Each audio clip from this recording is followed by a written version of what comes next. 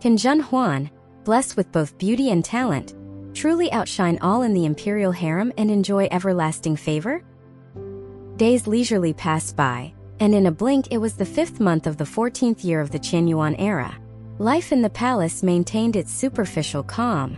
Mei Zhuang gradually warmed up to Xianling, gaining some favor, but with Lady Xihua's dominance and the pregnancies of Du Liang and myself, the favor she received wasn't as pronounced. I focused on nurturing my child, Ling Rong on recuperating, Mei Zhuang on slowly regaining favor, and Consort Jing on managing her duties, all while Lady Xihua enjoyed the limelight, basking in favor, with no one daring to provoke her at this time. The harem, under Lady Xihua's singular charm, maintained a cautious peace. Yet within this calm, a single event stirred significant turbulence. Du Liang was adept at acting coquettishly and foolishly, and now, with the added advantage of carrying a royal offspring, she was positioned for elevation. Typically, a consort pregnant for the first time could be promoted, with a further promotion possible after childbirth, depending on the sex of the child. Suddenly, in the middle of May, Xianling issued a decree promoting Du Liang to the rank of Consort Tian again, making her a double promotion during pregnancy, an unprecedented event in the Qin Yuan era, sparking widespread speculation. There were whispers suggesting that perhaps it had been determined that the child she carried was a prince, and given Xianling's scant progeny, he bestowed this grace upon her. Such favor naturally did not sit well with Lady Xihua, who, lacking children of her own, found her position weakened. And with Xianling's indulgence of Du Liang, Lady Xihua could only complain in private. Jealousy was already rife in the harem over Consort Tian's pregnancy, and her double promotion only fueled these feelings. Even the cautious Consort K had her criticisms. How can one determine the child's sex at just 4 months? When I was pregnant with the eldest prince, it wasn't until the 6th month that the imperial physician could tell it was a male. His Majesty only promoted me according to protocol when I first showed signs of pregnancy, without making any exceptions. The Empress, after leisurely eating a cherry, said, "Consort Tian has repeatedly mentioned symptoms of unrest in her pregnancy, and His Majesty did this only to reassure her. As for the royal progeny, I have no objections." With the Empress speaking thus, no one else dared to comment further, and she turned a deaf ear to Lady Xihua's complaints, eventually dismissing them with a smile.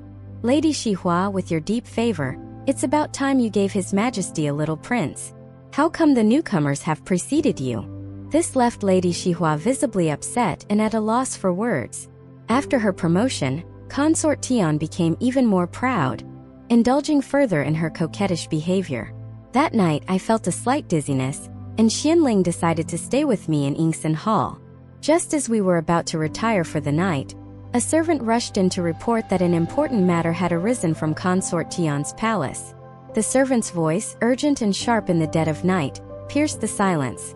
Consort Tian was about to rest when she felt discomfort from the child's movements and urgently wishes to see the emperor. "Please, Your Majesty, go to her." Xianling, halfway through putting on his robe, paused and looked back at me.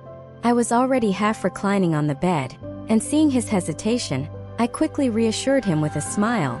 "Your Majesty, please go. I'll be fine here." After a moment's thought, he shook his head. "You're also feeling unwell. Let the imperial physician take care of her." I smiled.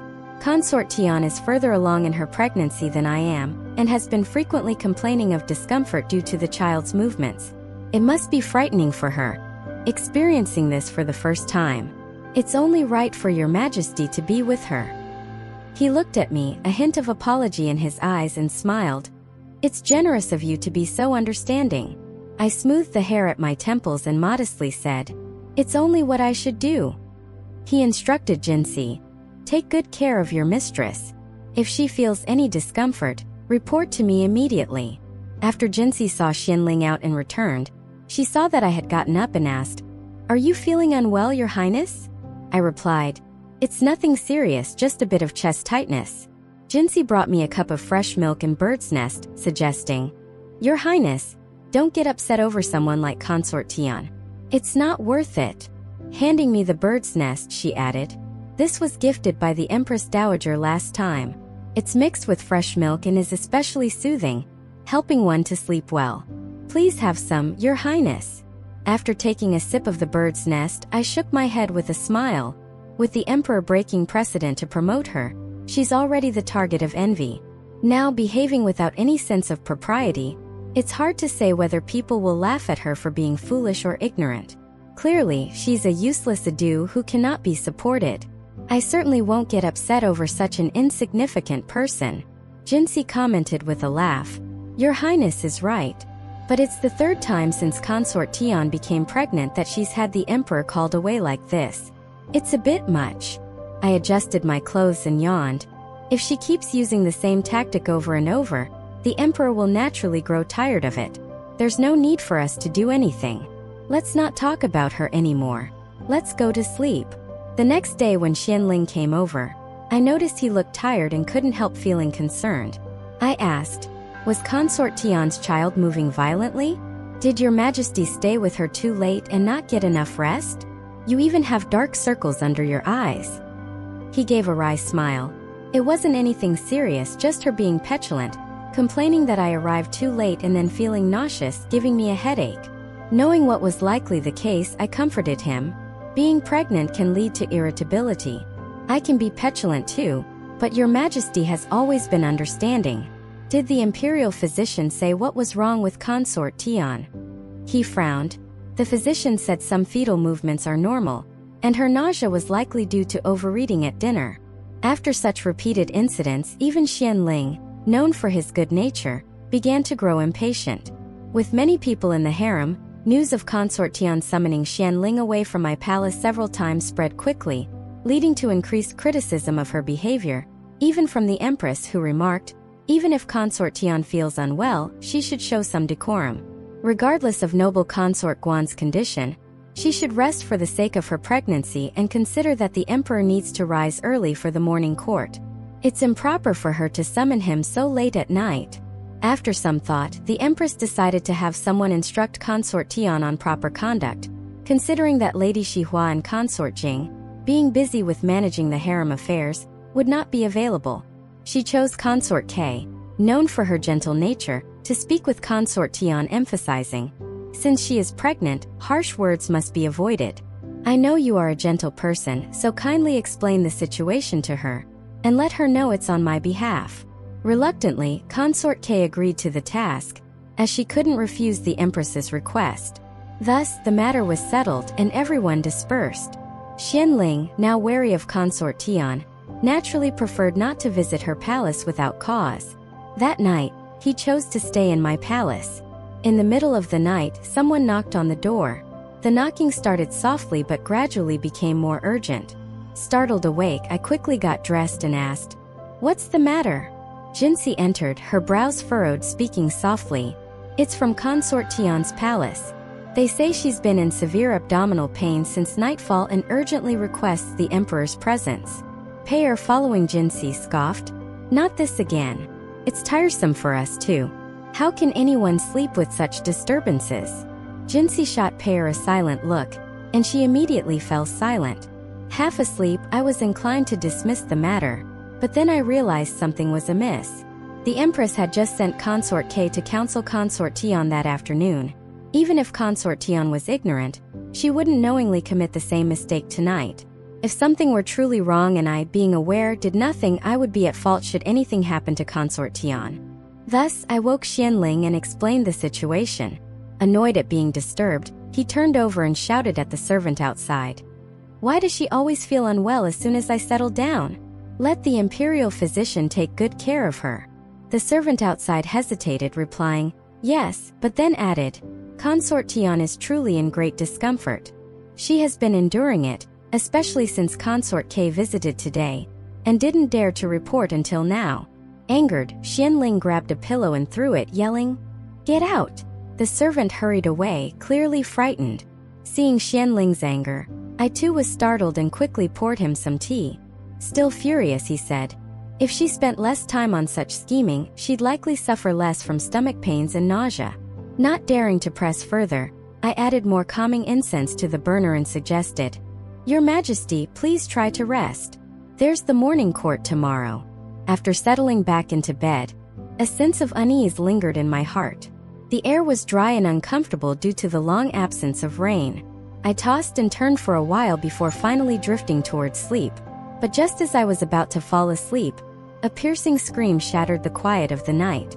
I jolted awake, almost doubting my own ears, and instinctively clung to Xianling. He, still deep in slumber, breathed heavily, undisturbed. The silence was short-lived, however, as the sound of hurried, chaotic footsteps approached, and a frantic knocking on the door ensued. This time it wasn't the typical high-pitched voice of a eunuch, but a woman's anxious voice that broke the stillness. Xianling awoke at this. The visitor was Consort Tian's chief attendant, Lu Zhaoyi, a woman long out of favor, with whom I had scarcely interacted. She rushed in, her face pale with fear, and the news she brought was alarming. Consort Tian has miscarried. Xianling was momentarily stunned, looking at me incredulously before turning back to Lu Zhaoyi. After a brief pause, he nearly shouted, "How could she miscarry just like that? Wasn't the imperial physician taking care of her?" My heart skipped a beat, and I was seized by a sudden fear, instinctively touching my belly. Lu Zhaoyi, intimidated by Xianling's demeanor, stopped crying and hesitated to speak further. "I don't know. Consort Tian was fine during the day, but she started experiencing abdominal pain at night, and now she's bleeding profusely and has fainted." Glancing at Xianling's angry and anxious face, her voice trailed off. Someone had already reported to His Majesty. Xianling's chest heaved with barely contained rage.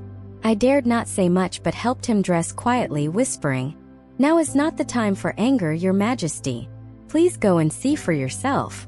Without responding or uttering another word, he called for Pei Yun and rushed out, followed by a flurry of eunuchs and maids.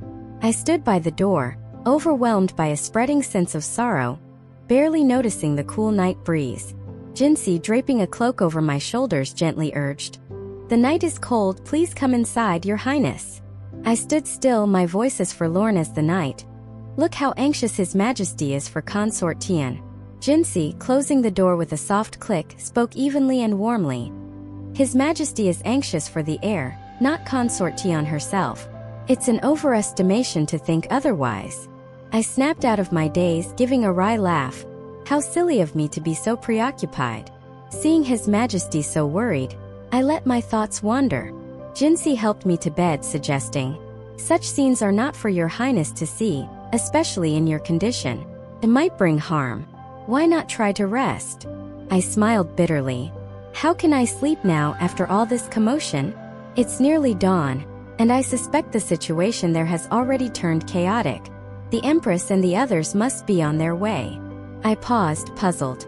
How could Consort Tian miscarry so suddenly? After all those instances of discomfort, the one time His Majesty doesn't go, something truly happens. Seeing that I was wide awake, Jinsi pondered for a moment and then slowly said, "Your Highness, since you entered the palace, this might be the first time someone close to you has miscarried, right? But for us servants, having witnessed and heard much more, such events no longer surprise us." Noticing my shocked expression, she slowed her pace and continued, "The current Consort Tian, the former virtuous consort, Lady Hua, Li Xiurong, fragrant consort, they all experienced miscarriages. The Empress's son didn't live past 3 years. Pure Yuan Empress's little prince died at birth. When Qiao Jieyu was pregnant with Emperor Wenyi's daughter, it was fraught with difficulty, although it was smooth for Xi noble consort when she had Princess Shuhe, and for Consort K as well, who could have known that the eldest prince would turn out so mediocre?" She sighed. "We servants are used to such sights." Hearing her recount these events made me shiver. Wrapping myself tightly in the blanket, the doors and windows were shut, yet drafts somehow found their way in, causing the candle flame to flicker. I blurted out, "Why can't so many people bear children?" Jinsi seemed lost in thought, her gaze drifting to the gold-painted patterns on the ceiling beams, and said, "There are many women in the palace, which makes it heavy with yin energy, making it naturally difficult for children to be born." Her answer was odd, but I understood the unspoken truth behind it. Sitting there hugging my knees, instinctively forming a protective posture around my abdomen, she sat quietly beside me, and in that silence I suddenly asked, "Jinsi, who did you serve before?" "I served Qin Ren Tai Fei," she replied.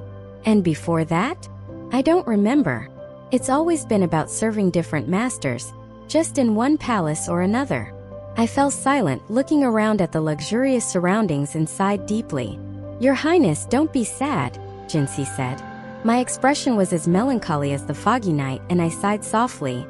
"Do you think I'm just sad for myself? With Consort Tian's miscarriage, I feel as if it's a harbinger of greater sorrow, like the saying, when the lips are gone, the teeth will be cold." We talked until dawn began to break in the east, lightening the sky. Only then did I start to feel drowsy and eventually fell asleep. When I awoke, it was already noon, and to my surprise, Xianling was resting beside my bed, looking utterly exhausted. Concerned, I reached out to him, saying, "Your Majesty." He didn't respond at first, so I called out again, "Xilang." He smiled at me, his smile laden with fatigue, and said, "You're awake." I hummed an acknowledgement, ready to ask about Consort Tian, but his words, laden with a somber chill, preempted me. "Consort Tian's child is gone," he said. Xianling buried his face in my palm, his skin burning hot, the stubble scratching my hand. His voice was muffled. The imperial physician said the child at 5 months had already formed hands and feet. He fell silent, his body trembling slightly. When he spoke again, his voice carried a deep, almost animalistic pain. In that moment, he wasn't the emperor above all, but a father who had lost his child. "I've lost another child. Why can't my children live? Is heaven's punishment not enough?" I thought he was overcome with grief, and my heart ached with sadness, tears falling silently. I softly leaned against him, wrapping my arms around him gently. Pressing my cheek to his, I whispered soothing words. "Xilang, you haven't slept all night. Rest here with me for a while." He made a sound of assent, letting me guide him to lie down. As he drifted into a deep sleep, he clung tightly to my hand, his gaze intense and earnest. Huan, you must safely deliver our child. I will cherish and love him. Huan. I gazed tenderly at his weary face lying on his chest and promised, "All right, I will bring our child into this world. Xilang, get some rest. Huan is here with you." He held onto my hand as he fell asleep. Watching him, my heart was a mix of tenderness and sorrow. Suddenly, it struck me that he hadn't mentioned Consort Tian, the woman who had also lost her child, not even once. A sigh welled up from deep within me. Xianling, in the end, was indeed detached. Follow us to avoid getting lost and enjoy endless exciting stories. For more content, please go to the Story Wall homepage to view more exciting novels.